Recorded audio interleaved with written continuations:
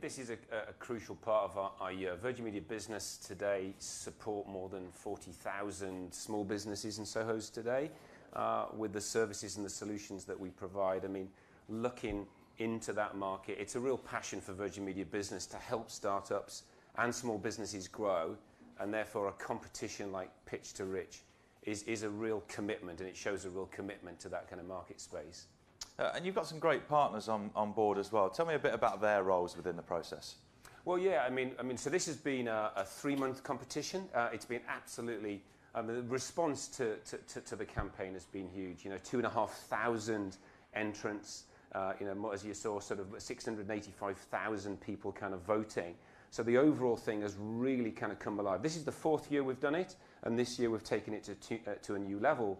And to your question, one of the reasons why it's had so much momentum is the supporters. The likes of LinkedIn, the whole Virgin family have supported us. Lots of other kind of companies. I won't list them all off, but it's been a massive kind of team effort across lots of companies who have the same passion as Virgin Media Business do for helping small businesses and startups kind of grow in the UK. Okay, thank you, Peter. We look forward to hearing your thoughts on the pitches a bit later. Now let's welcome the rich that they all want to pitch to, Sir Richard Branson. Richard. So obviously I understand that you're biased, Richard, but why is Pitch to Rich so important? Well, I think out of entrepreneurial ideas come great countries. And when I started off in business 50 years ago, the word entrepreneur didn't exist. Over the last 50 years, everybody, I think, wants to be an entrepreneur, and it's fantastic to, I think, encourage them, help them, mentor them, so this is a way in which people can get their profiles up. I mean, I think all the people who've been part of this have managed to get their profiles up locally. Obviously, these 9 companies will get their profiles up even more, and they'll get some helping hand as well. What enthuses you about supporting these young upcoming businesses?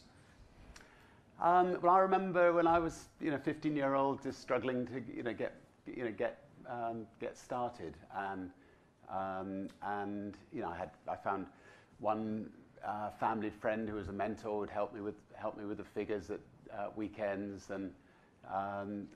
but in those days, literally most of the companies were sort of state-owned.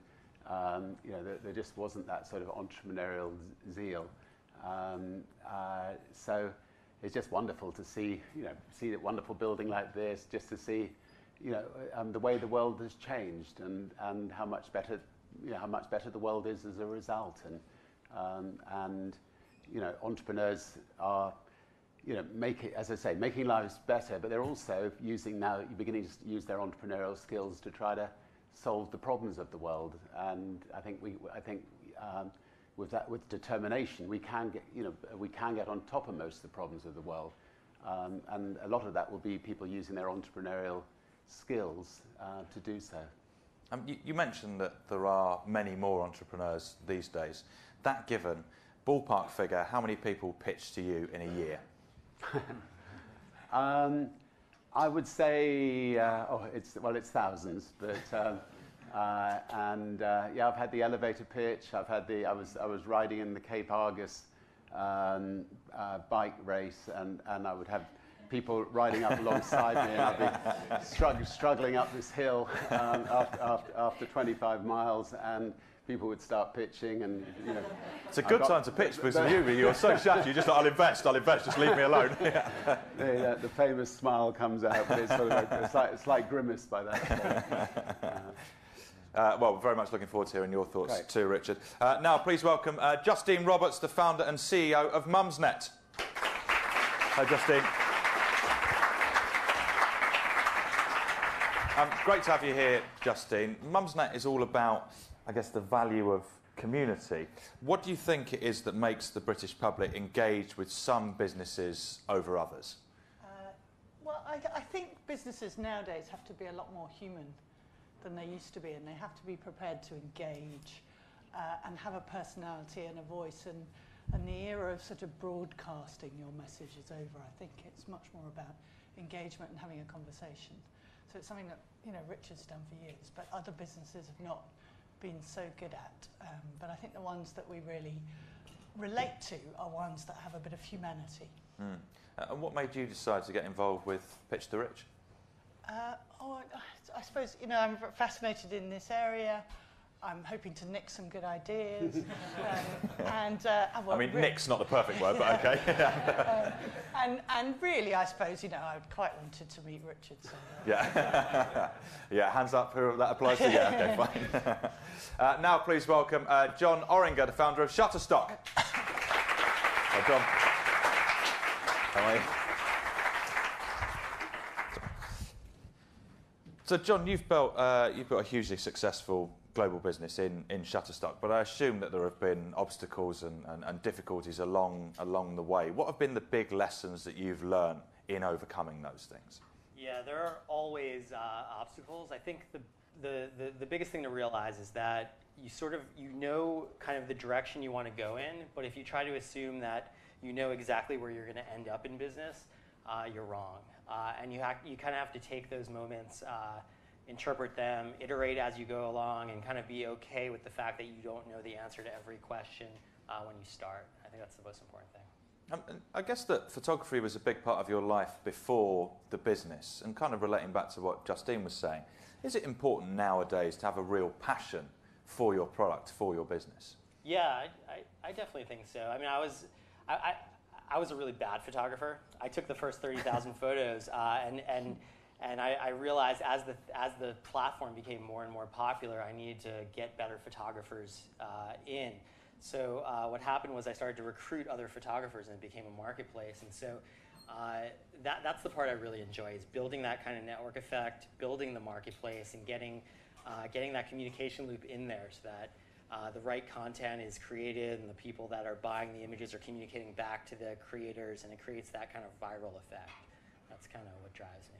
I just like the idea that you're kind of sitting at a computer and noticing that no one is buying the photos you've taken. It's like, this Not is... anymore. Yeah. So it's very disappointing for me. I'll get some others in. Now please welcome Jo Malone, founder of JoLoves. Hello, Jo. How are you? So, Jo, you sold... Wrong colour. Yeah. You sold Jo Malone. Not yourself, the business. And you're effectively now starting over again. How useful is it, having run such a successful business, then starting your second business? You know, what stuff have you learned and has proved very useful?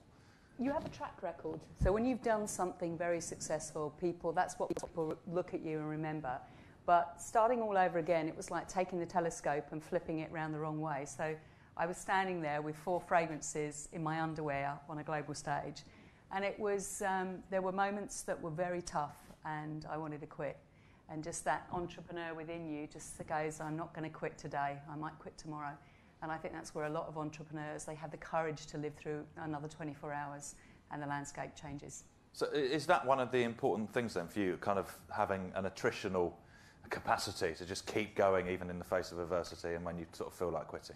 I think with every entrepreneur I know, actually, it's that resilience, that muscle, that, and if everything went well in life and we didn't have any mistakes, we would never learn. And I think resilience in tough times builds business muscle, and it gives you the strength, and it makes you a much stronger company and person.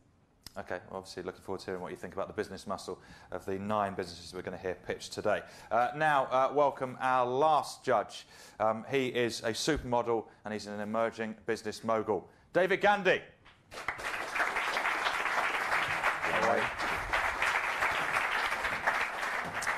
Good to have you here, David.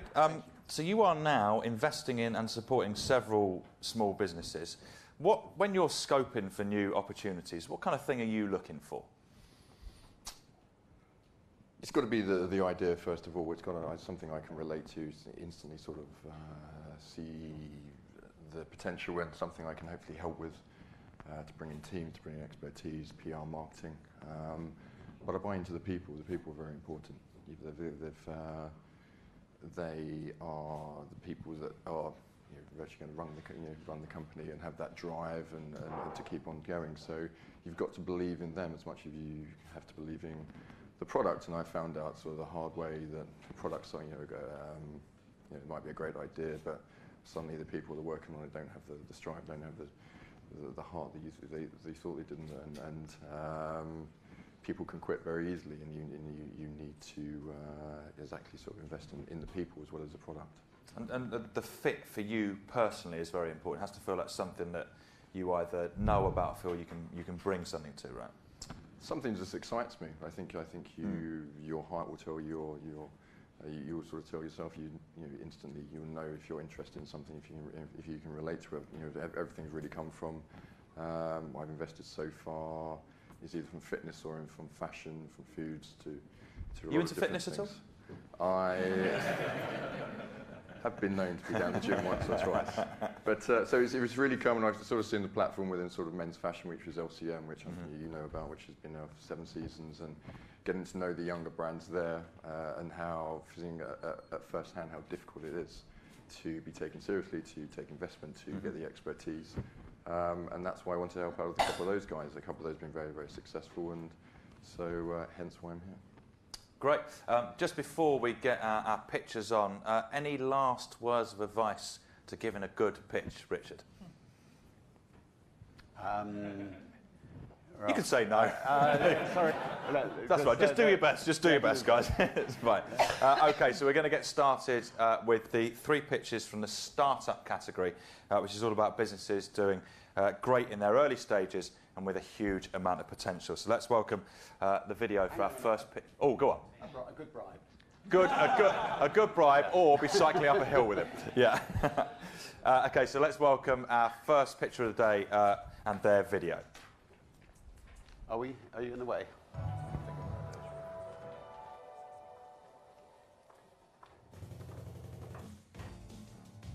I'm Kirill, a founder of Kinemo, and we developed an innovative technology dealing with the problem all movie fans, advertisers, and in fact many of us were desperate to solve. Creating this astonishing effect, our technology allows projecting 3D images and videos in the air.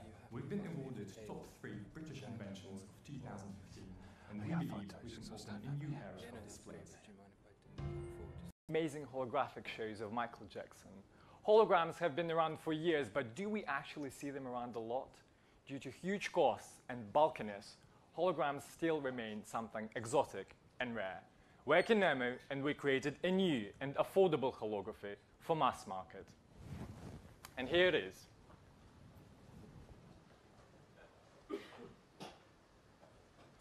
Now, I need to focus on me again. So this device, this display, costs just £180 to manufacture, which is significantly cheaper than anything similar that has been on the market. If required, the display is placed in a transparent, stylish container with the same holographic effect remaining. Now, you can transfer any image or video directly from your computers or smartphones just within seconds. You can also stream live data, for example, watch a movie. For organizations such as advertising agencies or supermarket chains, each display has a 3G module, essentially a SIM card, that allows to transfer all the content remotely from the office to all the displays across the country with one click of a button. We're also developing a dedicated software platform where such organizations can see a map of all the displays in the network and then upload the content and manage what is being played, where, and when. We're aiming to get our new holograms into thousands of shopping centers, stations, events all around the world. People, companies, they all really love holograms. We just really need to let them know that this technology exists. Now, what has been our journey so far? Just a few months after we started the company, we were on BBC's Dragon's Den, where we got 3 investment offers. We filed a patent application for this technology last year and been awarded top 3 British inventions of 2015. We received partnership inquiries from over 40 countries and already signed 2 agreements with a British and a Thai company. We worked on this for 2 years now, and right now is just the time to launch for us. We firmly believe that with a marketing campaign from Virgin Media, we can open a new a new era of displays. Thank you very much. We're Kinomo, and we're changing the way people see things. So, thank you very much to Kirill. Judges, you've got a couple of minutes to ask some questions. Well, it seems fantastic. Thank you. You say it costs 150... £180. £180 to do what? To manufacture the whole device. Okay, but you own the patents. Yes, the patent is assigned on the name of the company. So will you'll put them in the stores under your ownership and then charge the stores something, or?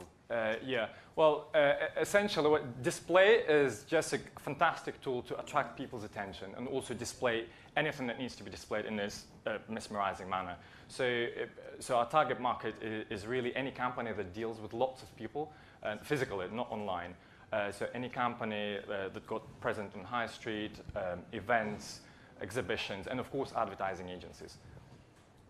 Yeah, so what we would do, we would first of all start targeting advertising agencies for two reasons. First of all, because they would themselves be willing to build a network of Kinomo displays, and also they have an extended client list themselves, which would be willing to buy our displays in big quantities. I wouldn't tell people how much it costs you to make them. I think you're going to be able to charge. You're going to be able to charge a lot of money for it. But anyway, but it sounds great. Applications beyond entertainment and advertising? Oh, that's a great question, yeah. So we're currently, so there are two other applications that we're currently exploring. One is we've already developed a 1 meter display about that size. So we can actually, having developed that technology, we can create displays of pretty much any size. So we've already done 1 meter display, and there is an outdoor advertising company that attaches these displays on their paper billboards. So essentially, if you imagine a paper billboard and in front of it there is something 3D and spinning, or just a logo, it just skyrockets the number of views, and that's what advertisers pay for. And the second application is we're working now with a drone making company and to attach it to drones. It's not clear right now what the commercial application is, but it's absolutely clear that drones will be absolutely everywhere in the future. So maybe Amazon delivering something and we're saying, okay, so the parcel is delivered, or something like that. So it's very exciting. Can you get the holograms to move around? Or are they static in one? They're static. It's where you attach it. That's where it is. And in fact, it's actually only an advantage because the actual hardware, the device, is just the size of the hologram. Because the current solutions, you have only massive boxes, just like that, really heavy, bulky, and massive boxes, and inside only that size of holograms. It's amazing technology, but commercially, it's not viable, unfortunately.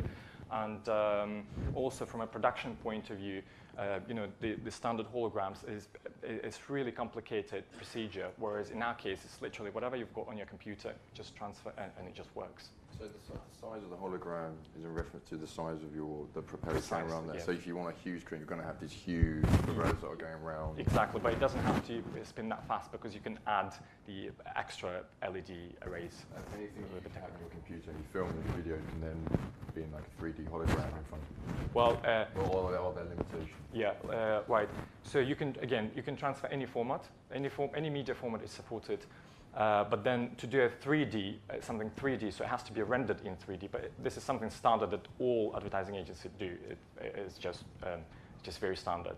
But again, there are some applications that from 2D construct a 3D image, which is, they're not 100% perfect, but we're going there. So if that technology will work, then we could probably, work together, and then if you have a 2D image on your computer, then through that app we could make a 3D and directly stream it from the device.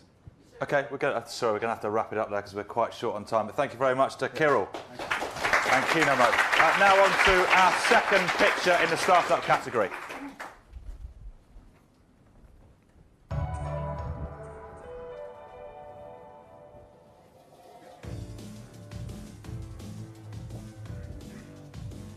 Hi, my name is Colin Hegarty. I'm founder of Hegarty Maths, and Hegarty Maths is an online maths learning platform for any student, anywhere, anytime to learn maths for free. Our website is unique because it's built by teachers who truly understand how students learn, and it provides them the support, confidence and teaching to make them successful in maths.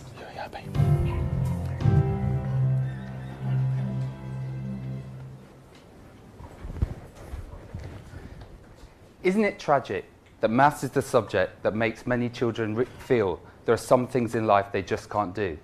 The new Hegarty Maths coming in September provides any student, anywhere, anytime, free access to world-class maths support so they can realise the real truth. They are not limited, and with the right type of support, they can overcome any barrier. The team comprises of our programmer and former student, Dan, the most inspirational maths teacher and great friend of mine, Brian, and myself. I was born in a one-bed council flat in Kilburn, and despite the odds, my parents instilled the self-belief to help me get to Oxford, where I got first in maths. Now, Hegarty Maths began when a student of mine, whose father was terminally ill, came and asked how he could keep up with his maths A-level. I made his entire maths A-level course on YouTube. That inspirational lad passed those exams, and he's now successfully at college. But the videos proved so popular outside my own school, they've now been used over 5 million times in over 200 territories, with pupils of all types, but in particular those who can't afford tuition and those with additional learning needs. So since January, we've taken time out of the classroom to build the dream site, and something that should have existed a hell of a long time ago. We know it's a game changer. The teacher tools we've built are truly transformational. And with 24,000 schools in the UK, even if we only charged £100 a school, peanuts in their budget, and peanuts in comparison to other providers, there's a potential market income of 2.4 million. And that's not even considering overseas, where we're already in loads of schools. Partnering with Virgin will help us get into every single home and school in the UK and then expand overseas. But why is it so important? Well, obviously, maths is the mother of all science and invention, and crucially, computing and business. Now, Richard, maths is the reason one day you're going to be hurtling into space. David, you might know the reason when designing a pair of budgie smugglers, they're either dead comfy or a downright pain in the backside, is due to something a mathematician calls the elastic modulus. Very true, it's true. Sorry.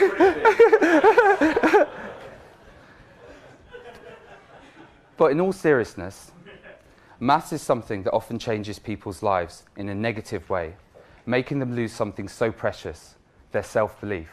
With Virgin, we will change that and change maths to an opportunity to learn life's most important lesson.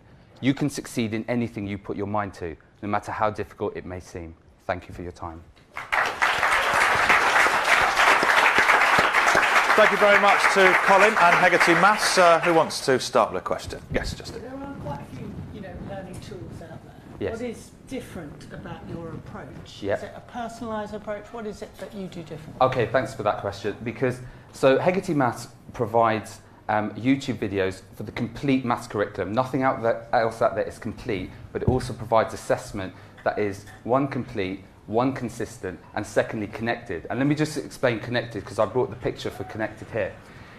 Now, this is the topic of number within maths, and we've worked out it's 150 things a child needs to learn. And the bigger the dot, the more important that is to learn other material. Maths is like a language to learn. You need prerequisite knowledge. And what we've done is we have understood the connections in maths like no other website out there. Now, let me give you an example. This is adding fractions. This might be adding decimal numbers. And what happens in school, and this is the real tragedy, little Johnny missed that lesson.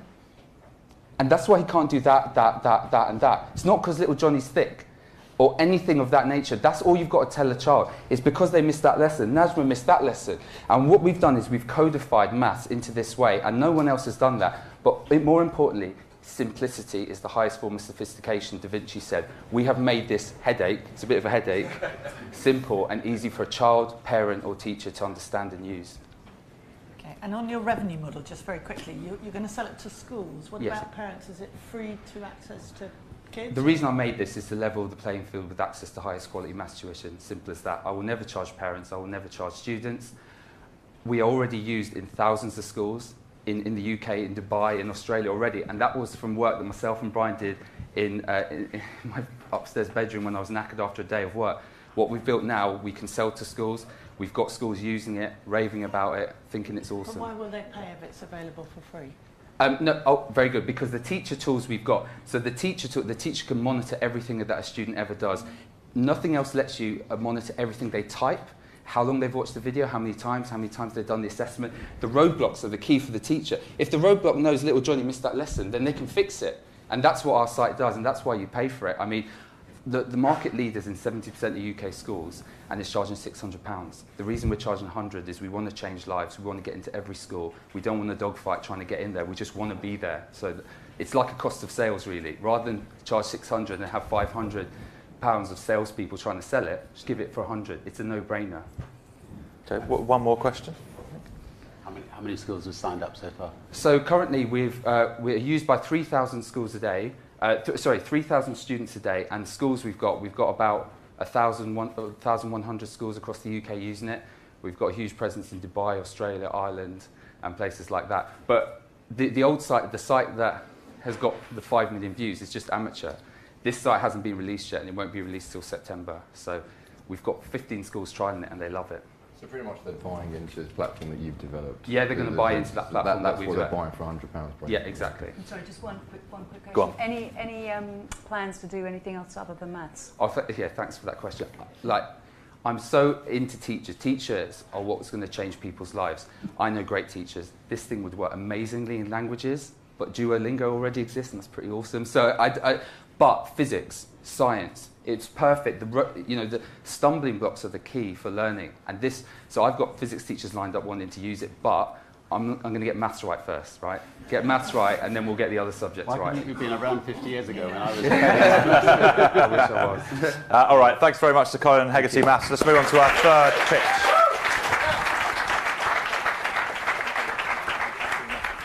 Do you want to move that out?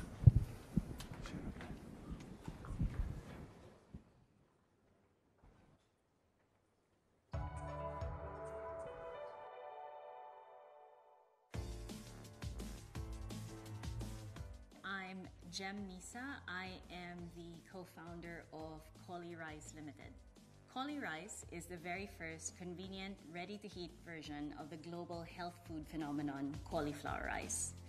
It has 75% fewer calories than rice, bread, or pasta, a low glycemic index, and counts towards 1 of your 5 a day.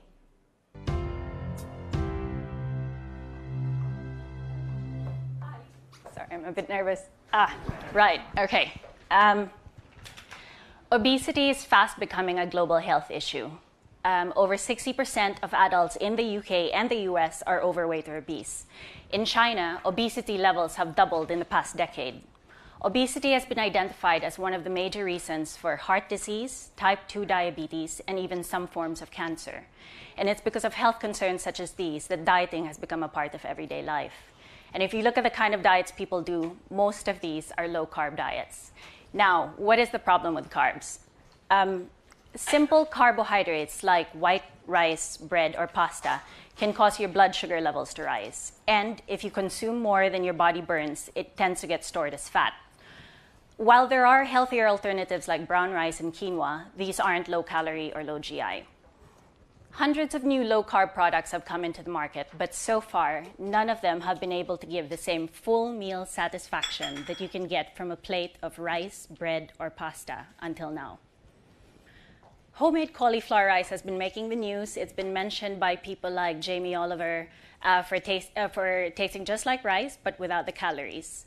The problem, though, with homemade cauliflower rice is it's messy to make, it's very time-consuming, and it goes off in a couple of days. What my company has produced is the very first long-life, ready-to-heat version of this fantastic product. And because it's the first of its kind, we have a global patent and trademark protection over it. We are working with local farmers and manufacturers to make this product not just for the UK, but for export all around the world, which would mean a really big boost to the UK economy. I've worked as a global brand manager in Asia, Africa, and Europe, and I've never come across a product that has had the potential to really revolutionize a category and make such a big difference to people's lives like Cauli Rice can.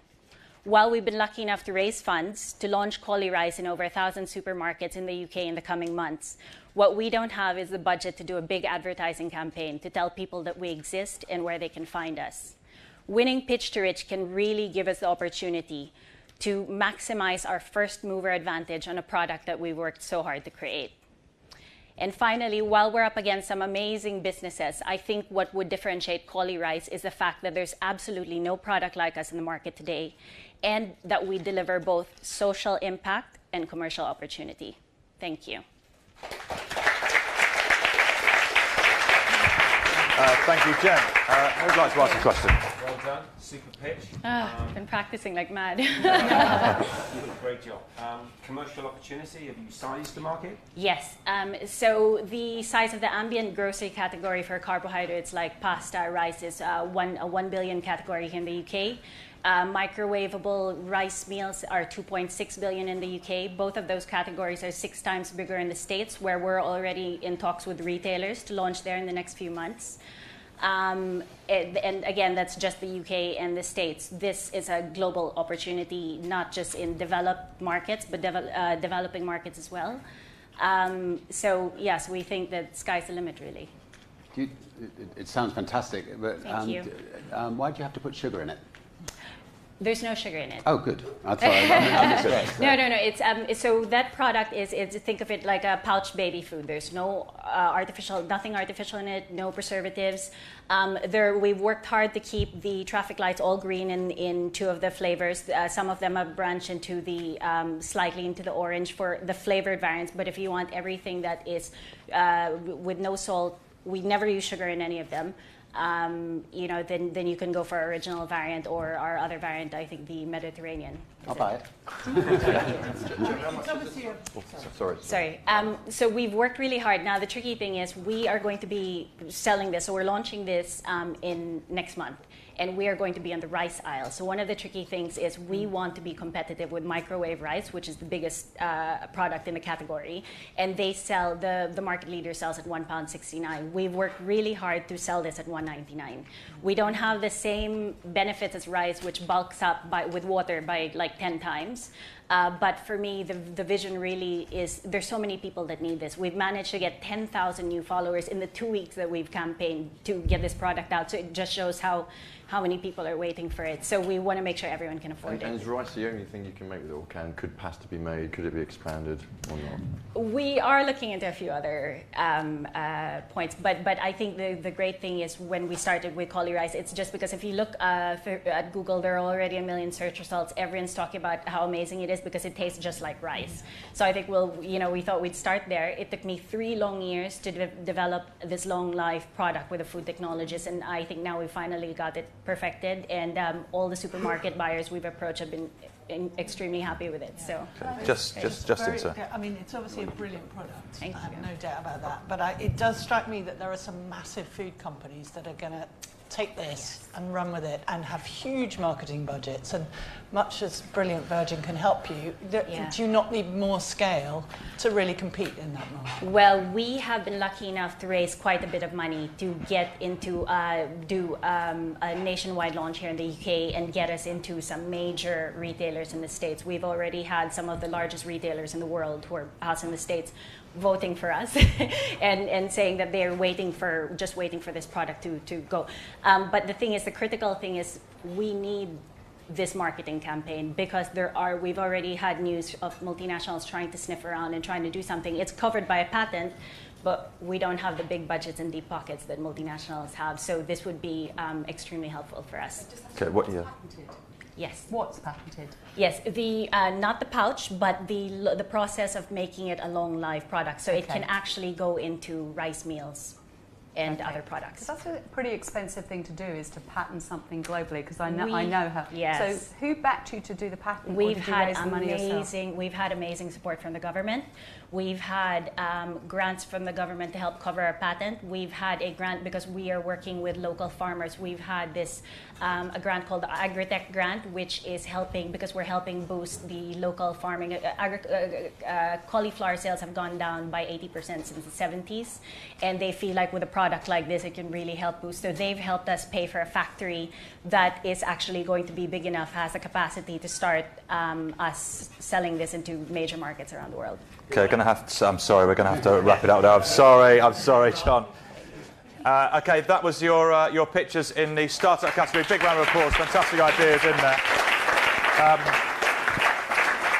A real variety of very interesting businesses with a lot of potential. Before we move on to the new things pitches, we've got a very special guest, the winner of last year's Pitch to Rich Innovation Award, Carl Thomas, the founder of MyPick. Let's go. Hello, Carl, and welcome back. How are you? Good to see everyone. How's My Pick going? It's been pretty busy this last year. Yeah, I bet it has. It makes a change being in the audience and viewing the pitches. It was quite tense, everyone preparing last year, so I've got to know quite a few of the startups this year, which everyone better look today. Since we won the competition, it's been pretty manic. We've gone on to launch a crowdfunding campaign.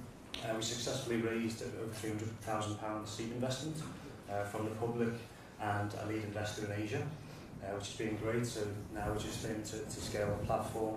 I think the competition being featured in the Metro the next day, we saw app downloads double, which was fantastic. The £5,000 that we won last year, we were able to design a new app. We partnered with several UK manufacturers, and we launched framed art, canvas, phone covers, flip-flops, so people who upload to My Pick, they can sell their images as physical products. So what's next? Just scaling? Yeah, well, we've just closed the crowdfunding campaign, so it's a case of scaling the team. We're going to launch our very first marketing campaign.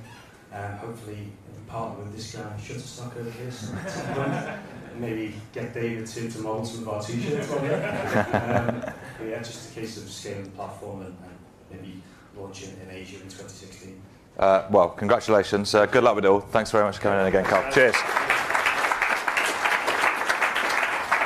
Getting back to this year now and the new things category, which is all about disruptive new ideas that are yet to go to market. So please welcome our first pitch video.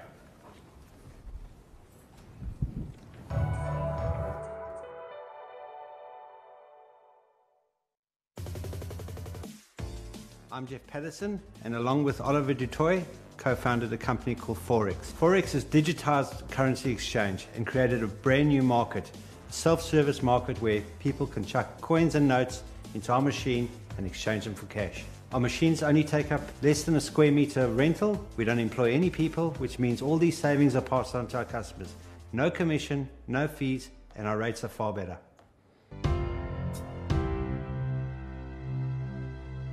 Richard, I can't tell you how glad I am that you take bribes.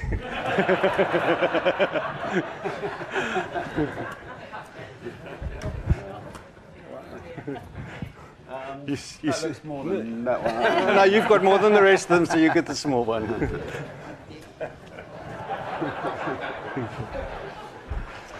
I'm such a dickhead, eh? Okay, well that's settled then. We can go home now. Good morning. Over 1 billion people travel internationally every year, and the problem that we set out to solve was what to do with all those leftover coins and notes that we all seem to be left over with. The minute you arrive home, this money is as good as worthless. My name is Jeff Patterson, and I'm proud to tell you about how Forex is planning on injecting over £3 billion back into the UK economy, one cookie jar at a time. Our solution to this £3 billion problem was to develop a self-service currency exchange that can exchange both coins and notes from over 150 currencies. What we have developed is currency exchange on steroids. No restrictions, no hidden fees, faster, better rates, and we can do all of these things in up to 10 languages. We've digitized currency exchange, and not only have we created a brand new market, we're set to reinvent an existing one. Sorry, my cheat notes. We crowdfunded in February this year, and our concept was validated when we overfunded by 240% in under 2 weeks. Another major milestone for our company was when we secured a contract with Transport for London to place our machines in the ticketing offices of various London Underground stations. This is such a massive opportunity for our company because it places our machines in the pathway of millions of people every single day. Other major contracts include Westfields. We plan on deploying over 400 machines into central London over the next 2 to 3 years, creating over 100 new jobs. Our machines are currently under manufacture, and we start deployment in August this year. Every entrepreneur dreams of building a global empire, and that's why we designed our machines to be used in any country in the world, while still being monitored and maintained by us in the UK. Simply being involved in this competition has exposed us on a global level. And our stupid little idea is maybe not so stupid anymore. We've been approached by companies who are interested in deploying our product in over 20 regions around the globe, and that's why winning this competition will help us realize those dreams. We have created something truly incredible, but can I finish off by asking the judges to please return our jars of money, as global domination is very expensive, and we're going to need every penny we can get.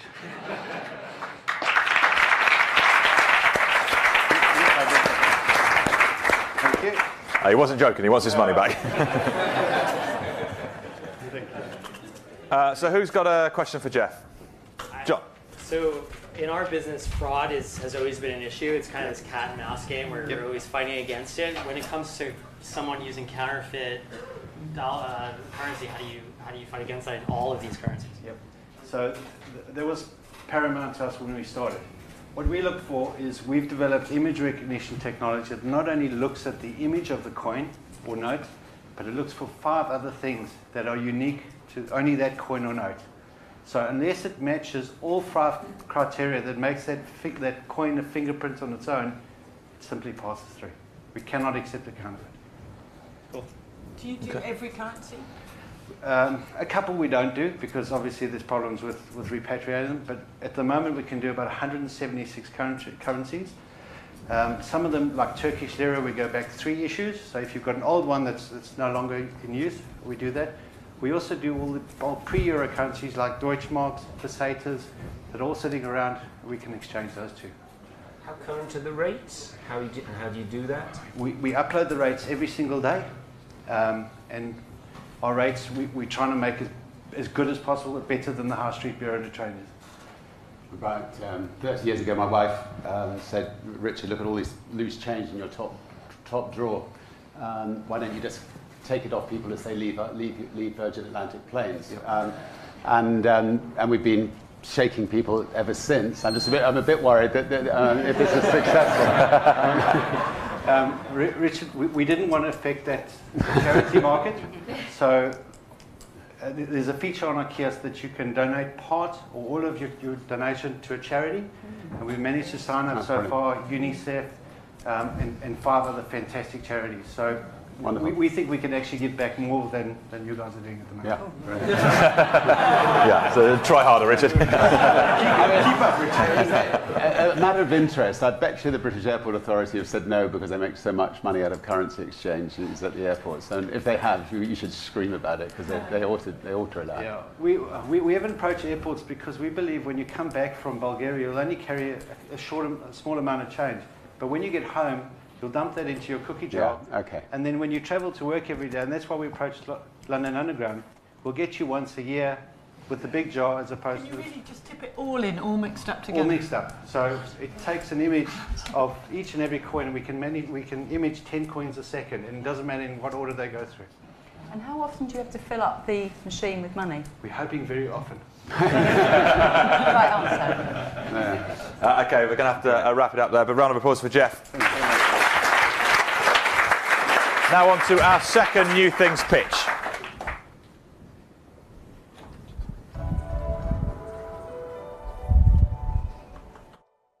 My name is Ricky Martin, and myself and my brother Chris are partners in the Skunkworks Surfboard Company. The Skunkworks Surfboard Company came about basically by solving a major problem. I run a live surf school, and all my surfboards and stand-up paddleboards keep falling apart, and it suddenly dawned on Chris and I that we have the potential to solve a problem in a $13.2 billion industry. So we decided that we would start making the most robust surfboards and stand-up paddleboards in the world.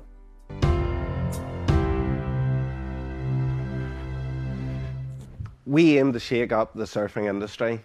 We're going to manufacture the most robust surfboards and stand-up paddleboards in the world in Northern Ireland. We can become a major employer and we can reinvigorate our economy. In fact, we don't spend a single pound outside the British Isles. Soft boards are used to learn on or whenever the waves are small, but unfortunately they fall apart too easily. I know this because I own a live surf school and I replace my boards annually. My peers around the world have confirmed this to be a global problem, costing both the industry and the environment. 18 months ago, my brother Chris and I were standing in my garage, taping up all my surfboards, trying to get them through the rest of the season, and decided to solve the problem.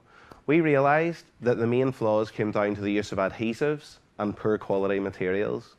We have won £100,000 in grants and opened up a factory.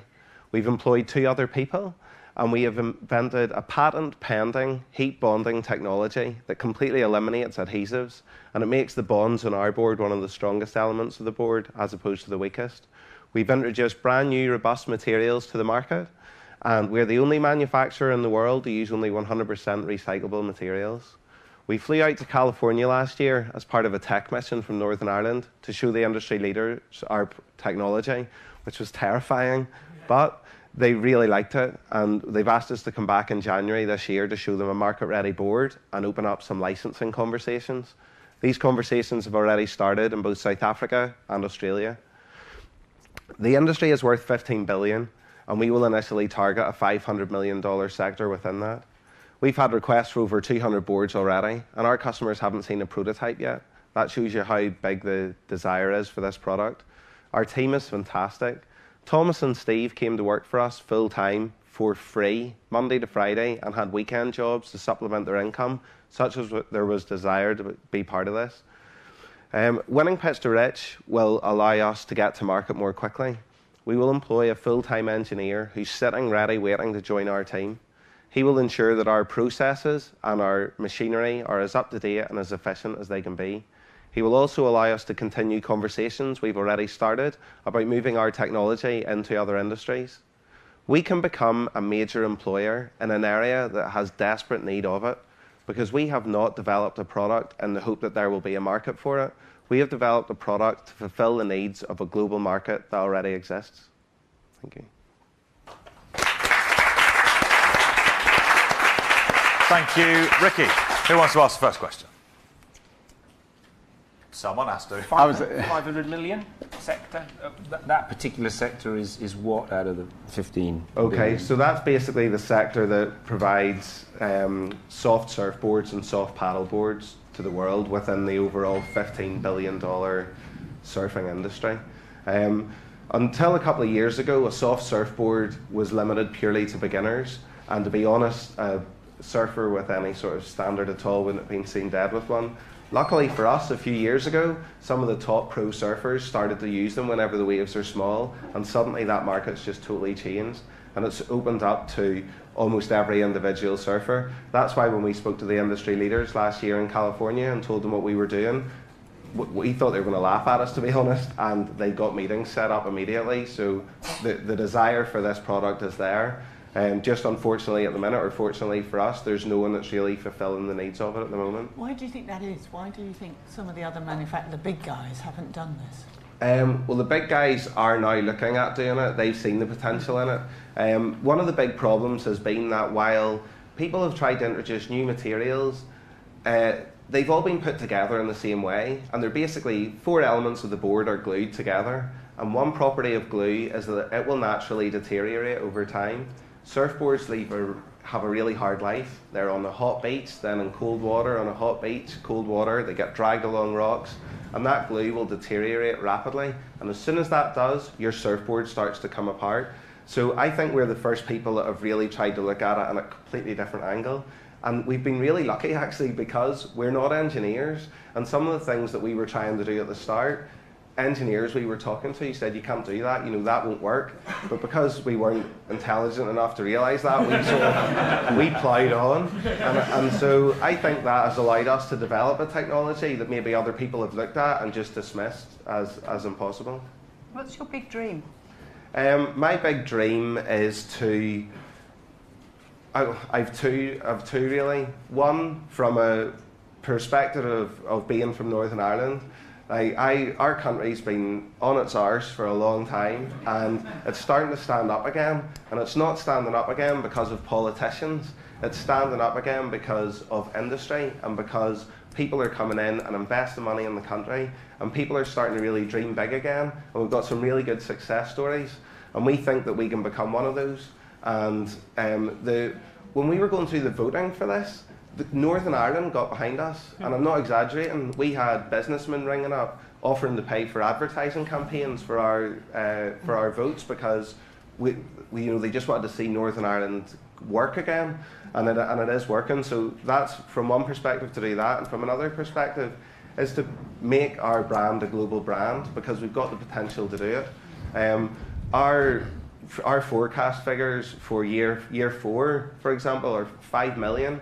That's 1% of our target market. We do not have to try and aim for some ridiculous percentage to make a difference. So, yeah, I just want to try and do something really positive. And I used to do recruitment in the investment banks. So I have done a job that I didn't like for a long time, and now to be doing this is awesome. Can you do kiteboards too, please? Yeah, absolutely. We need to bring them out to Necker and test them.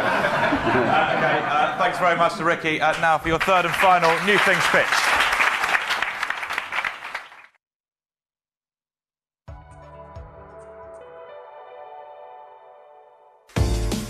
Hi, my name is Julius Reynolds. I'm the founder and CEO of Sandy.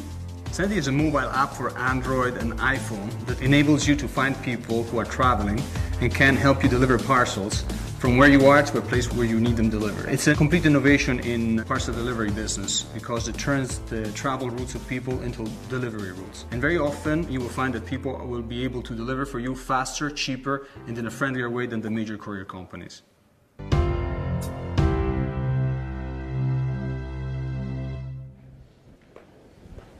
Hello?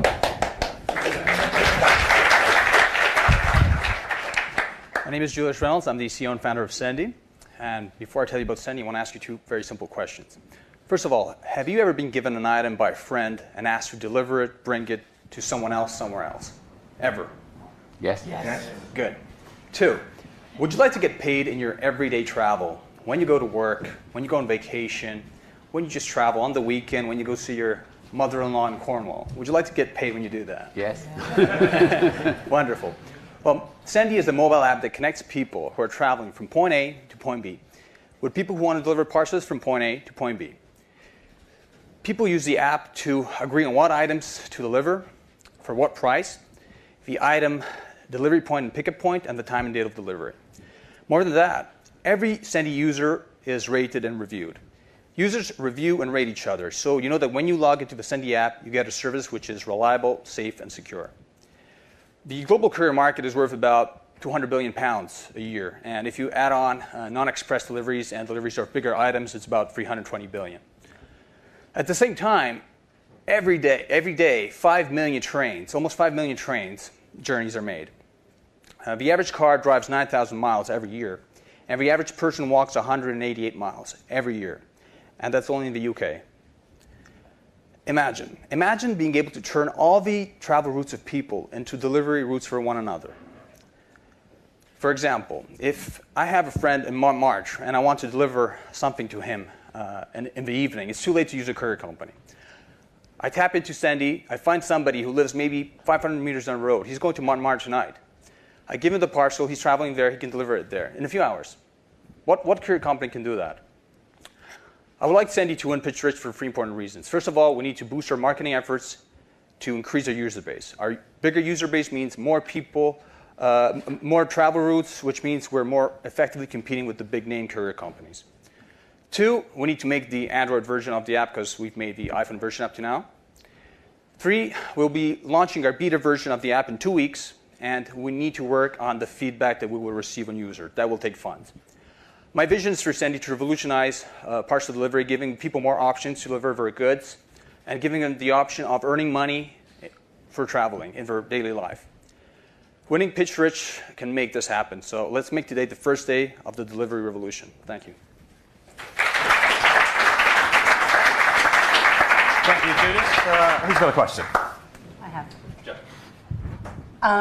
When I listen to your story about this, I have an alarm bell ringing. How are you going to ensure safety? I mean, how are you going to stop somebody transporting drugs from A to B?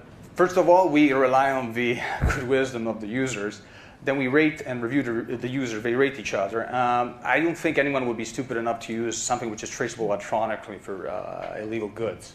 I think they have their own networks. It would be stupid to expose yourself when you basically need to have ID through Facebook, LinkedIn, through passport, through confirmation, and put all your data in there and then do something illegal. It wouldn't make sense. But have you got anything in place that ensures that the parcel that goes from A to B, because the responsibility has to be within the company in getting that parcel from one point to another? Well, the responsibility lies in the hand of the two people who agree. So if you're the person who wants to deliver, you get in direct contact with the person who will take the item for you. We have the option, of course, of added insurance if it's a especially valuable item. And it's between them. They keep in continuous contact through the app to ensure that, for example, if they need to change the delivery place, the delivery person, they can do that in a second, basically, by logging into the app. It's another reason that drugs should be decriminalised or legalised, and then you wouldn't have to worry about that. But no, I mean, I personally think it's a brilliant idea. That people will always come up with reasons why why there's a flaw to something, and I think it's absolutely brilliant. But anyway, sorry, I should be asking you a question. Right, next. Yeah. So this sorry. John first. I was going to say one of the great things about marketplace businesses is that you get your users marketing the business for you. How do you plan to egg them on to keep that kind of network effect going? Well, to tell the truth, after our beta version launch in 2 weeks, we want to make a major launch in 4 major UK cities in the fall of 2015. So London, Birmingham, Manchester, Glasgow. Because we want to start attacking the local career market. Because when we talk about the world, of course, there are people living, traveling all over. But we need to start small. We need to start at getting a network of people who all live in a certain concentrated, populated area, such as the big cities of the UK, so that we can create enough delivery routes to be competitive with the daily courier companies. After that, we can expand to the country and then the world eventually. So when they get to London, they're going to then take the expense of taking it to somebody's house and leaving it there. Yeah, I mean, the fact is that you agree on a price. Very often it will be very competitive. We take a commission on the price. The money, it just changes hands once the delivery is confirmed by all parties. But you can do it cheaper than a courier company can do it? Many occasions, yes, absolutely. Because if you, for example, have a removal van and you're traveling from London to Scotland, you have some extra space, you can take on more than one item and take it there, and that will make you more money. You can actually offer a price which is lower than delivering one item. So the person who sends the item saves some money, the person who delivers makes some money, and you get the item delivered, so everybody wins. Is there no one doing this already in America or anything like that? No, the Americans have a different approach because they are using, for example, Uber is trying to deliver through taxi, and the fact is that people are traveling, there are many more normal people than taxi drivers. So the fact is you only need a part of these to eventually even get more delivery routes than the ones that taxi drivers can offer. So I think it seems like I'm the first one on this one. So. Okay, I think we'll wrap that up there. A round of applause for Julius. Some more excellent pitches. Before we move on to the Grow pitches, we've been getting some questions in from Twitter for the judges, and obviously we're in second home and it's 2015, so I've got them written out on a bit of card. So Inna wants to know what David has learned through the transition from his creative profession into entrepreneurship. What I've learned? My goodness. I've learned you learn the hard way in anything. You don't learn by successes. If anything, so I've been successful, I sort of look back at it and think, shit, how'd that happen? So I've learned from mistakes that have been made, and that's about it, to be honest. Okay, we are running a little bit behind time, so I think we're just going to keep rattling through stuff. Do keep your comments coming in online, though, before we'll look at them before our last pitches. Tweet at VM Business and use the hashtag VOOM. Now it's time for our Grow category. It's all about businesses that are already doing well and are now ready to become huge. So this is your first pitch video.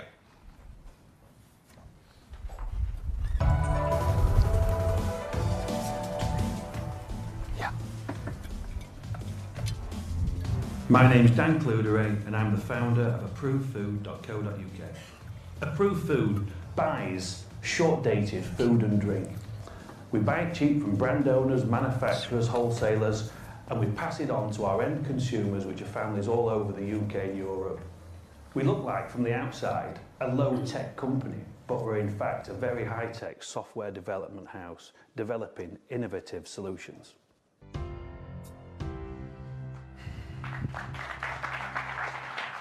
afternoon, everyone. We've got a big problem. We're wasting too much food in this country. But the thing is that it's within our control to actually change this. And, you know, do we understand the difference between best before dates, use by, display until, and sell by? It's a really confusing area. And this is where we come in. Approved Food educates people about what best before dates really are. We're changing the waste stream, and we're saving people money. 2001, I was working for a big telecoms firm, and I was made redundant. And I did anything that any normal software engineer would do. I bought a knackered van, and I started selling cheap food and drink on the markets. But although I think I was the only market trader, there was actually barcoding stock on and off my van. It was the way that I sort of did things, and I really got to understand who my customers are, what they wanted, and actually how I could change things.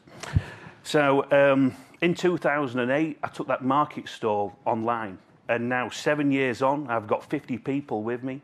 Last year, we shipped out 9.4 million items in over 115,000 orders that went all over the UK, but increasingly into Europe. Now, our customers shop with us because we give them convenience and value for money, and on average, they save around 70% on their shopping. I'm also really proud of the way that we've done it, because we wrote all our software for the front-end systems and back that's been in-house. And that's made us really agile, and we can change very quickly to any business needs. But this is just the start. We're going to continue to disrupt and challenge the way that the waste stream is now currently with the food markets. And we're going to work with manufacturers, brand owners, distributors, and challenge the way that their things are working now. We sit somewhere between the supermarkets and the really good work that the food banks do. And we've got potentially, we can give millions of people a hand up and not a hand out. I'd really like to win this competition so that we can spread the word about our company. We recently did a very small budget test, and we on TV advertising, and we got some fantastic results. And with Virgin Media Business, we'd like to explore this more. Thank you. I'm all right. Okay, who's got a question? Who's your typical customer then? Is it Mums. So it's mums and families. I think it's, you know, the regular household. Well, it is the regular households, and the things that people buy. It's, you know, gravy, pasta, rice, soups, tins, spices. Well, every week, everything what we get is always new. So right now we've probably got about 2,000 products, and next week we'll have another 500, 600 new products. So it's like it's always rolling and it's always changing. So mums will come to us one week and they'll buy one type of pasta, which is going to be really cheap, and then in 2 weeks' time it'll be something that's new. Current revenue, and how do you think your business is going to grow? Last year we had sales of £4 million. This year we'll do 5.5. Going on forward, we're looking at 9.5 and then 10.9 million after that. Where do you get your products from? We source them from manufacturers, brand owners, supermarkets. People actually choose to sell to us because we give them real money for it. We're not buying it for nothing. We give them the best value that we can. So we aim to give them the best prices, not the worst prices, because we want to be an integrated stream of how they handle their problem products. And it's the only way forward. Is there anything stopping supermarkets doing what you're doing? Suddenly, if you're making £5 million, and they can turn around and go, actually, we've still that idea, and we'll just put it in store, or they'll start up another store with the same concept. I think nobody would do that because there's a big stigma about. Some people understand what best before dates are, and some people don't, and some people are just against. My girlfriend doesn't at all. Yeah, and you know, like, and no supermarket wants to be known as a supermarket that's selling out of date food. Well, I do. You know, like, and I'm quite happy to wear that hat because, you know, it's a more educated bunch of customers. I think that we've got 250,000 registered customers, and every week we get hundreds of new spending customers who come back every week. Well, every couple of weeks. And the food's completely safe, even though it has that. Absolutely safe. Yeah. Last year, on the 9.4 million items that we shipped, we had 1.5 people answering the phone, customer service and emails. And the main thing is that on the internet, you know, it's just so transparent. You can't put a product out there that's not totally fit for purpose. So is the government just being too conservative, is it, in these stamps? Well, they're needed because we need best before dates. So, you know, how old that tin of soup is comparison to this one. You know, what we need is to educate people about what best before dates are, and then not to be confused with use by dates, which are there for health and safety. So that's chicken, meat and fish, best before tins, packets and jars. So you don't fill with any fresh foods? Is that we actually sell fresh food now, you know, like, and the top seller is fruit and veg, toilet rolls, everybody needs them, you know, and yeah. But chickens and fish, and there's nothing like that? We may go into chilled, I don't think we'll go into frozen. You know, like, but it's such a massive market. The things, what's great is that we can sell products that are really diverse. So, you know, we have got people who are living in Kensington, and we've got people who are living in council estates. And between all of that, we touch all people. So I get more excited about artichoke hearts because I know there's people out there who, you know, like, who want them. Nobody wants short-dated, or even out-of-date. But actually, our customers do. And it's like, and the internet matches the right product with the right person. And what they're doing is you know, they're doing like a big shop. It's 90 items on average. So it's not people who are buying 1 or 2 things. The average spend is about £35, and it's worth about 100.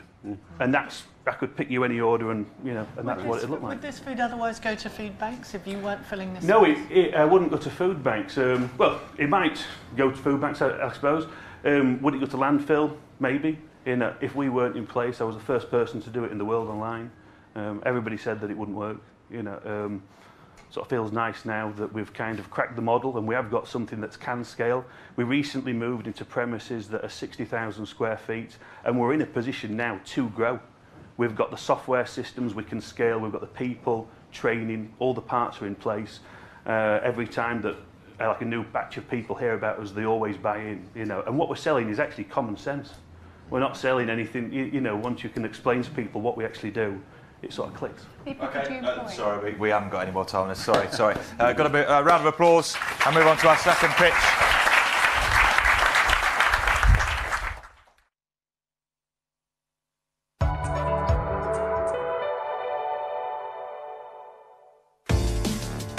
My name is Anthony Eskenazi. I'm the founder of Just Park. Parking is a broken industry. It drains our fuel tanks, our wallets, our time, and our sanity. Just Park is taking parking digital. Our app and website helps drivers instantly book a parking space where and when they need to. We do this by connecting them with people who have underused parking spaces, allowing drivers to save money on their parking and helping homeowners make a second income.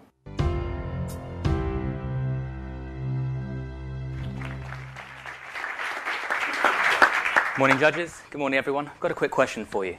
Hands up in the audience if you've ever struggled to find a parking space. Okay, thank goodness. This could have been awkward. So at Just Park, we're taking the stress out of parking. We are fundamentally disrupting the parking industry and reinventing it for the 21st century. I'll tell you a few quick statistics. Did you know that the average driver wastes 106 days of their life looking for a parking space? Or that up to 30% of the pollution and congestion in our cities is caused by us circling for that elusive space? And that a parking ticket is slapped on a windscreen every 4 seconds in the UK. Parking is a total disaster, and we are here to fix it. So what do? Well, we help drivers book convenient parking spaces in seconds, either in advance or on the go, or on the spot. We connect drivers with property owners who have underused parking spaces, be it at a church, a school, a pub, or a hotel, car park, or small business. And in particular, we help drivers book the parking space at driveways in front of people's houses. We take the pain out of parking for over 500,000 people currently. That means no more circling the streets getting stressed, no more parking tickets, and no more crazy prices. We have saved drivers over £10 million so far. Meanwhile, 25,000 property owners are making a very useful second income around stadiums, airports, high streets, schools, etc., and hospitals. In fact, a church not too far from here, around the corner in King's Cross, has made over £200,000 so far to fund local community projects. And the cities themselves are benefiting. We're reducing congestion, trying to reduce pollution as well, and injecting some of this money back into the local economy. Now, my vision for Just Park is to make it an essential part of every driver's journey and banish the parking headache once and for all. And we're only just getting started. Parking is a $50 billion global industry, and the market is ripe for disruption. 18 months ago, we were a team of 4. We're now over 40 people, and a team which can rival any in Silicon Valley. Now, our focus at the moment is to spread the word about Just Park. And over the next 18 months, we're really looking to disrupt this industry. Now, we're on the cusp of something huge here that can impact lives across many cities around the world. And I'd love you to support Just Park and join us on this journey. Thank you very much. Thank you, Anthony. Who's got a question? Have you looked at? I mean, I think it's a fantastic idea. I mean, have you? Is it already being done in America? Is it being done in Europe? Sure. So we want to be innovators of this space. We have around 40,000 customers already in the States. We have people renting out those parking spaces and using it. We have had a number of competitors over the years try and do what we do, but as I guess John will know, when you build up that marketplace, it kind of lends itself to being quite a monopolistic channel. And so why should any driver go with any other platform when we've got all the supply and vice versa? So most of the competitors who we have had who've tried to do the sort of more peer-to-peer parking opportunity have ended up pivoting and doing more of a just commercial because it's very hard. I started this business in 2006, did it on my own for sort of 5 years trying to get it off the ground. And people, I guess, in the current generation are a bit less patient. They're not willing to put all that. Do you go knocking on doors if you see somebody's got a space? Yeah, we've got an in-house sort of activity called Sherlock, and that means if any member of a team, or to be honest, we also did a recent round of crowdfunding, and we've got 2,900 people backing us. And we've said, look, if anyone sees a parking space, take a photo, and we run a competition every month and basically reward people for sharing these amazing, and unlocking the hidden potential of these spaces. What commission do you charge? Typically? So it varies on the type of property. So if it's a car park or hotel, more sort of commercial entity, but we've got, obviously that's a negotiation with the business. But on the properties, if you say you want to make £10 a day, for example, you get £10 a day, you get it full, but we'll mark it up for the drivers. And on average, it's around 20%.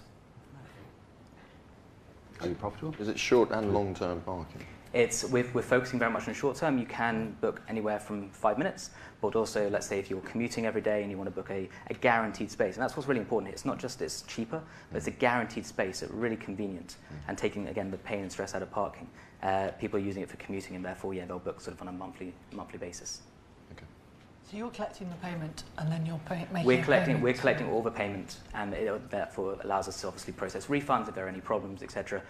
We're really focused on customer service. We've got an awesome team of 6 people currently, trying to make it 24 hours a moment. It's only 6 days a week, but obviously as we grow, we'll just have to improve that and keep that up. What's the biggest complaint you get? Is it somebody already in that car park space when they arrive? Or? Biggest complaint is they can't find the space. So if the instructions haven't been clear enough, and we've got every single listing that's added gets looked at manually by one of our team, and just sort of vetted out. We've also got a review system, so any bad eggs that do enter the system are normally found pretty quickly. Do you try to sign up the spaces for 3 years or 5 years to stop your competitors grabbing? So we kind of, at the moment, on the sort of peer-to-peer, on the private spaces, we just rely on the fact that actually a space that gets added in a reasonable location will get bookings very, very quickly. And we've got very, very little churn. Right. Have there been any problems with people parking and damage to their cars? Who's liable in that? So thankfully, everyone's car insurance will cover them. So parking in a Just Park space is no different from parking in a car park or in a hotel car park or something similar. In the 9 years that we've been running, I think I can count maybe 2 instances where there's been some problem. That's normally because someone's driven into a garage door or something similar. What's your turnover after 9 years? So the first 5 years I was on my own. Last year we did around £6 million of transactions, and our actual net turnover, the amount we keep, just hit $1 million. And your net profit? We're loss making. We've just recently raised money. We're focusing very much on growth and making this into a really big business. We've just raised just over £3 million. So we're looking to grow the value of the asset, grow the business. Obviously, we've just employed. We've gone from 4 people to 40. So we weren't. We would have been profitable if we'd maintained a small team. But we're not. As we're in the grow category, we're not looking to stay small. We're looking to grow into a very, very big business. Well, good luck with it. Thank you. Great. Round of applause for Just Park. Thank you. Now our final pitch of the day.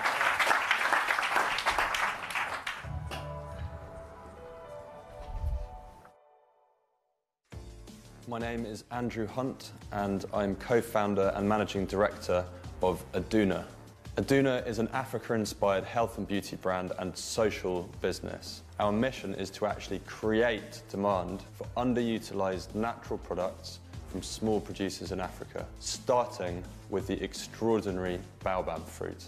Baobab has 6 times the vitamin C of an orange, twice the calcium of milk, 6 times the potassium of bananas, and it has the highest antioxidant capacity of any whole fruit.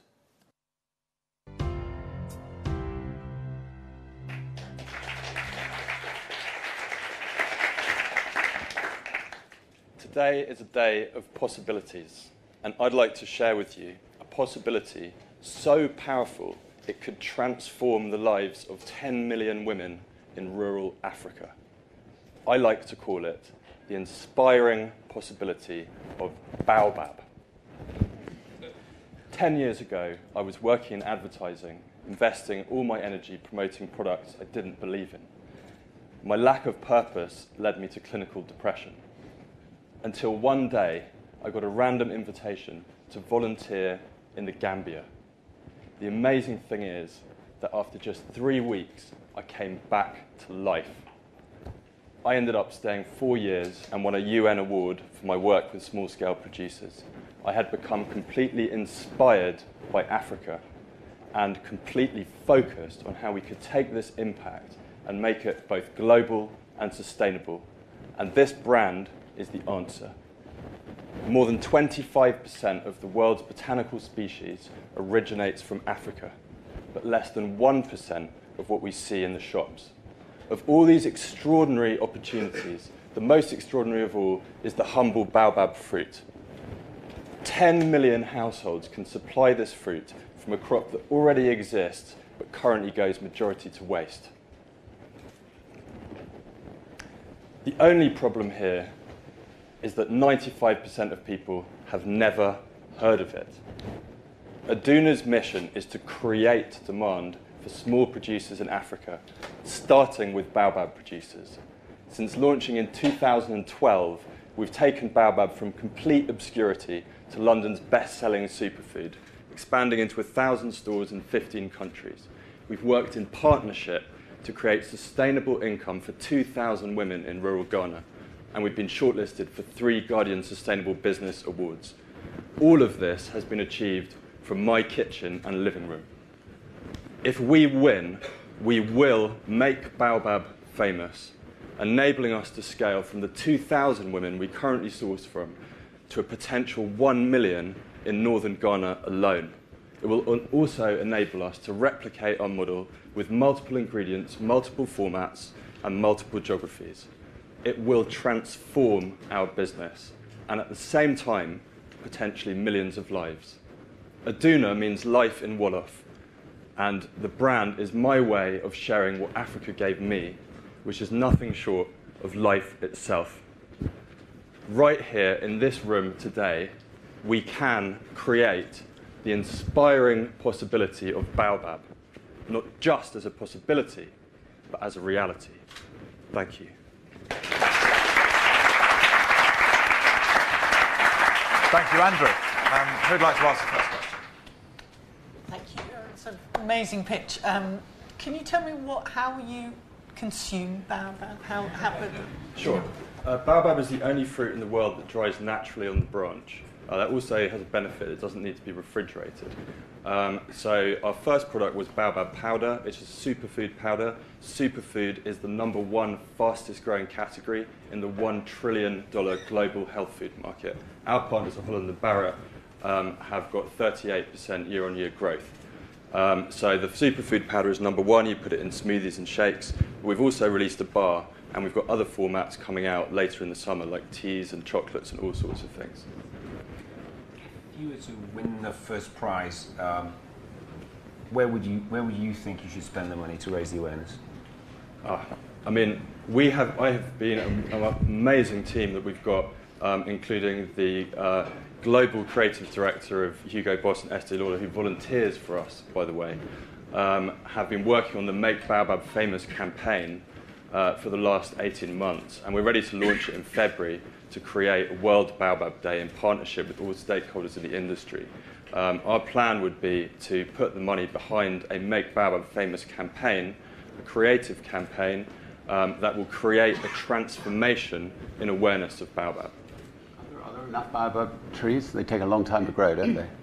Yes, they can take anywhere between 18 and 200 years to flower.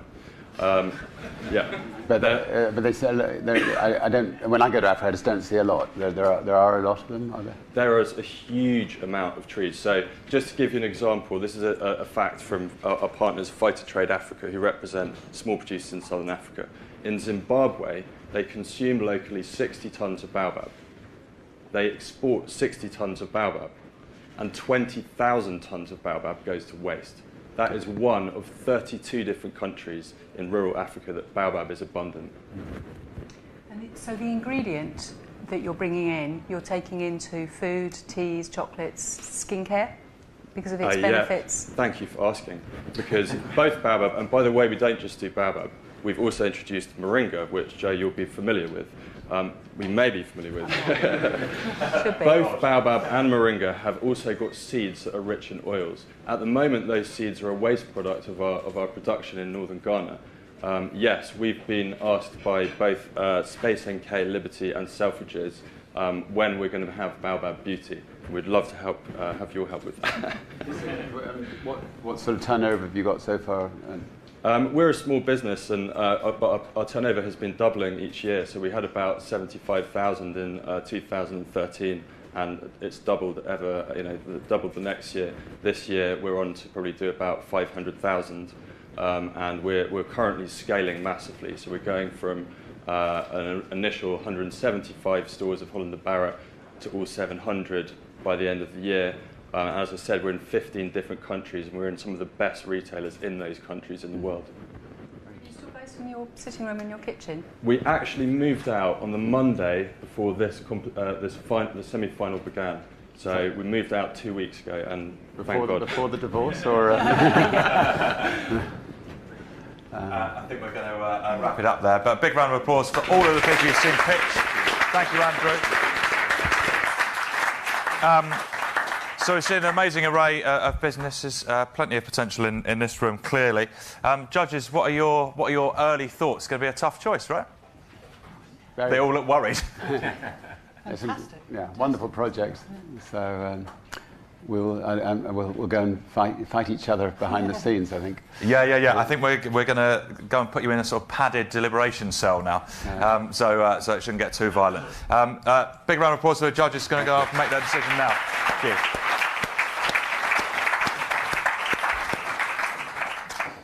Obviously, we're interested in who you think should win Pitch to Rich 2015. So if you want to tweet us using the hashtag VOOM, which is currently trending, no less. Yeah, take a bar. Why not? I'm going to have some. If you're watching online, you can also watch the judges' deliberation on Judges Cam. There will be no audio, though, so probably just have a stab at lip reading. For now, let's break back in the room that you're in to start for lunch. And if you'd be back here for 12:40 sharp for the announcement of the winners, that would be great. Thank you.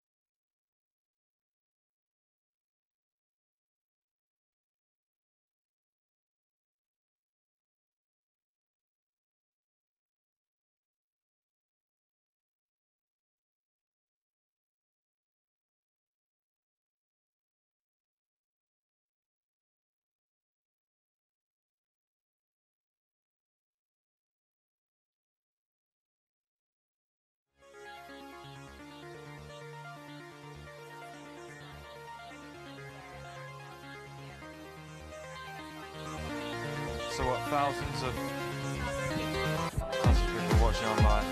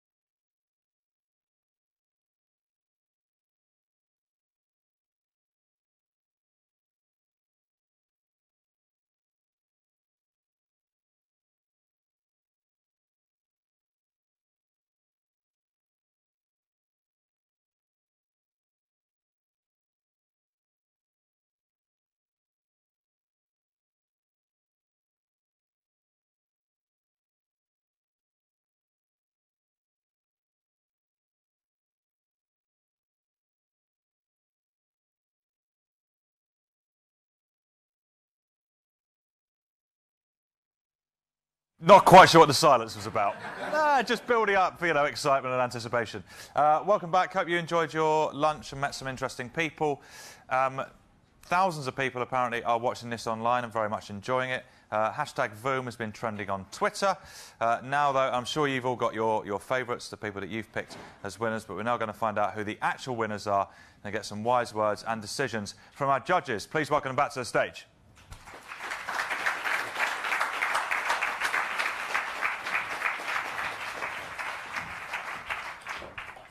So, how was it in there?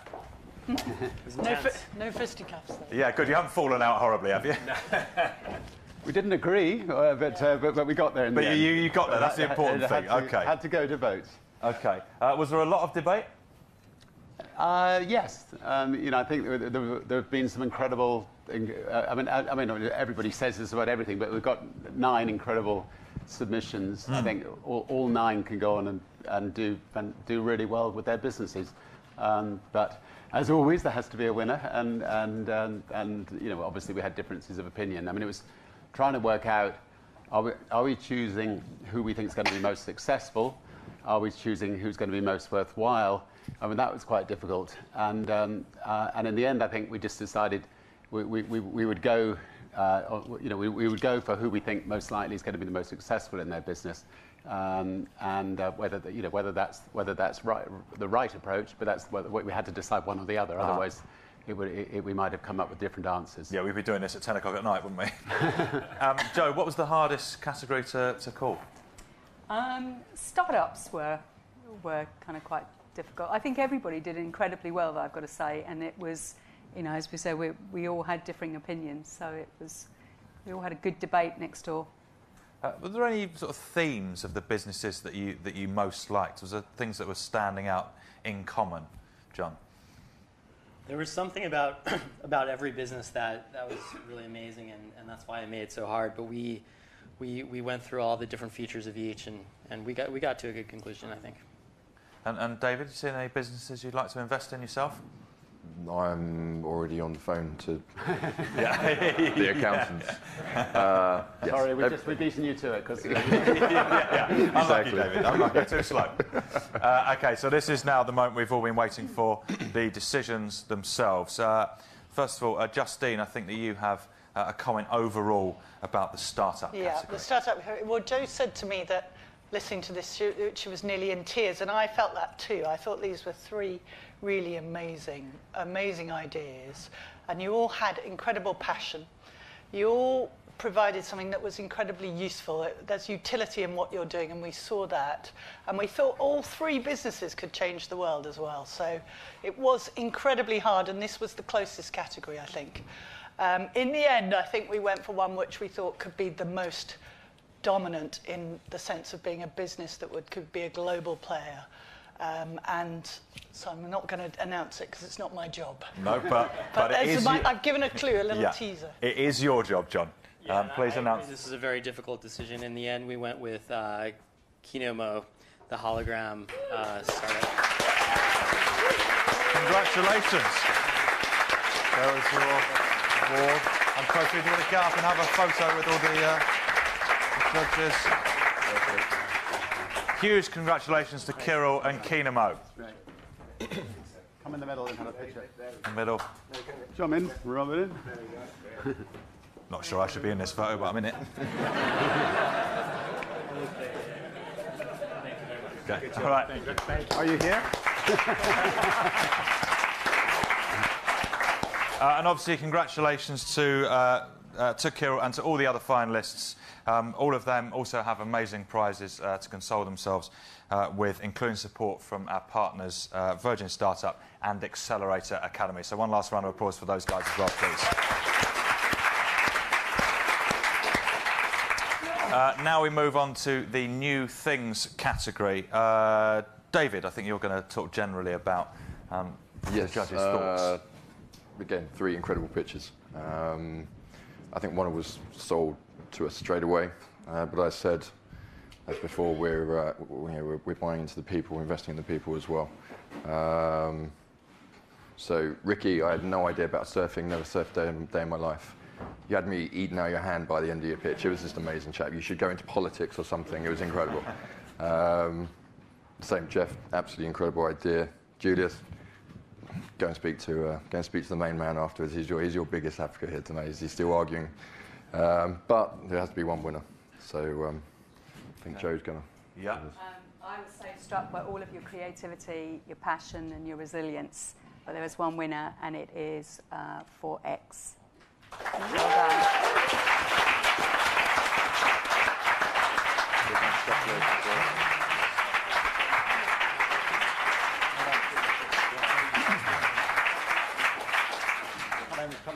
You've forgotten your trophy in the excitement of it. Keep it. Thank you. Great. Well done. So much.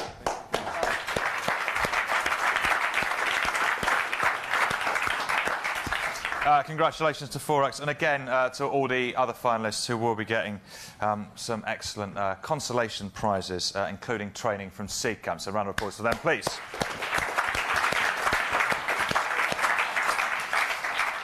Now we move on to the final category, the Grow category. Peter, I think you're going to give us an overview. Yeah, an amazing category. This is for businesses that are up and running, an existing business that has a strong vision of the future, and also a company that kind of has real ability to execute, to take their business to the next level. This was really tough. This was, I would say, the toughest category.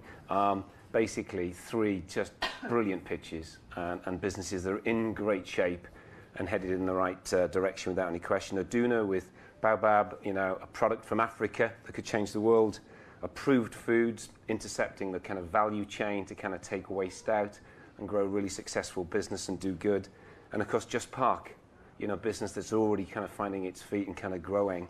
So we debated. This was tough. This had an even set of votes. We debated hard, and we had to come up with a winner. And Richard's going to announce it. Yeah. So, yeah, I mean, all 3 are doing great things, and so they're all businesses, of course, for good.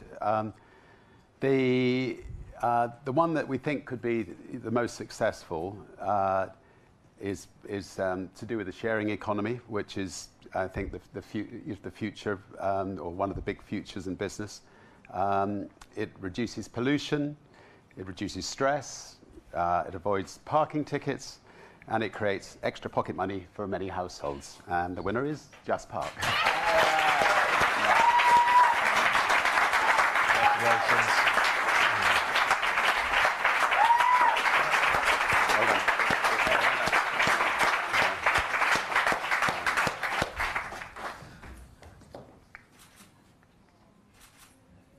Great. Well done. Thank you. Once again, congratulations to the other finalists. They will have some prizes and also £100,000 worth of marketing campaigns. That is it. We have our 3 business winners. An amazing day. A terrific conclusion to Pitch to Rich 2015. If you agree with who won, excellent, tweet about it.